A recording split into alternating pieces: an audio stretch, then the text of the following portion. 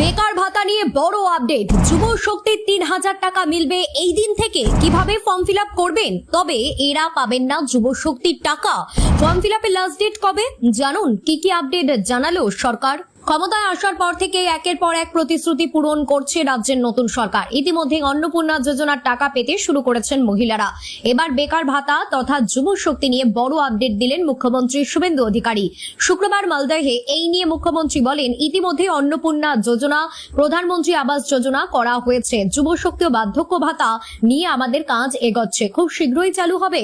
শুভেন্দুর এই ঘোষণার পরেই যুব শক্তি প্রকল্প নিয়ে আসার আলো দেখছেন অনেকে।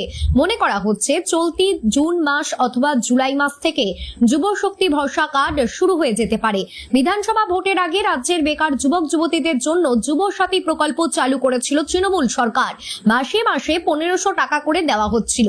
এই প্রকল্পের জায়গা নিতে চলেছে যুব শক্তি।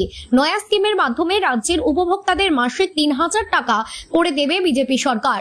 অর্থাৎ প্রতিশ্রুতি মতো দ্বিগুণ ভাতা দেওয়া হবে। তবে রয়েছে কিছু শর্ত। যুব শক্তির টাকা কারা পাবেন সেটা আগে দেখুন। আবেদনকারীকে পশ্চিমবঙ্গে স্থায়ী বাসিন্দা হতে হবে।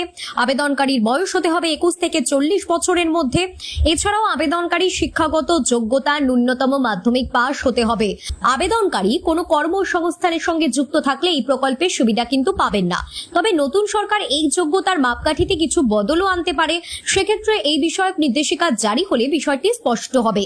এদিকে যুব শক্তি যোজনার অফিসিয়াল ওয়েবসাইট ইতিমধ্যেই চালু হয়ে গিয়েছে। শুক্রবার মুখ্যমন্ত্রী জানিয়েছেন, এই প্রকল্প চালু হবে খুব তাড়াতাড়ি। তবে কোনো নির্দিষ্ট দিনক্ষণ ঘোষণা করেননি তিনি। ফলে আপাতত এই সংক্রান্ত সরকারি নির্দেশিকার অপেক্ষায় থাকা ছাড়া কোনো উপায় নেই। তাহলে বেকার যুবক যুবতীদের জন্য বড় সুখবরের ইঙ্গিত দিল রাজ্য সরকার। মুখ্যমন্ত্রী শুভেন্দু অধিকারীর বক্তব্যে স্পষ্ট, যুব শক্তি প্রকল্প চালুর প্রস্তুতি ইতিমধ্যে শুরু হয়ে গেছে। মাসে ৩,০০০ টাকা করে ভাতা দেওয়ার প্রতিশ্রুতি বাস্তবায়নের পথে সরকার কতটা দ্রুত এগোয়, এখন সেদিকেই নজর লক্ষ লক্ষ বেকার যুবক যুবতীদের। তবে এখনো পর্যন্ত আবেদন প্রক্রিয়া, ফর্ম ফিল আপের নিয়ম, কবে থেকে টাকা মিলবে এবং শেষ তারিখ সংক্রান্ত কোনো চূড়ান্ত সরকারি বিজ্ঞপ্তি প্রকাশিত হয়নি। তাই কোনো গুজবে কান না দিয়ে শুধুমাত্র সরকারি ঘোষণা ও অফিসিয়াল ওয়েবসাইটের আপডেটের উপর নজর রাখুন। যুব শক্তি প্রকল্প নিয়ে নতুন কোনো নির্দেশিকা, আবেদন শুরুর তারিখ বা গুরুত্বপূর্ণ আপডেট প্রকাশিত হলে সবার আগে আপনাদের জানানো হবে। তাই অবশ্যই আপনাকে চোখ রাখতে হবে অফিসিয়াল ওয়েবসাইটে। এক্ষেত্রে বলে রাখা ভালো, নির্বাচনী প্রতিশ্রুতি হিসেবে বিজেপি সরকার বলেছিল তারা ক্ষমতায় আসলে ৩,০০০ টাকা করে ভাতা দেবে বেকার যুবক যুবতীদের। অন্নপূর্ণা ভান্ডারও দেওয়া হবে ৩,০০০ টাকা করে। ইতিমধ্যে অন্নপূর্ণা ভান্ডারের প্রসেসিং শুরু হয়ে গেছে। অনেক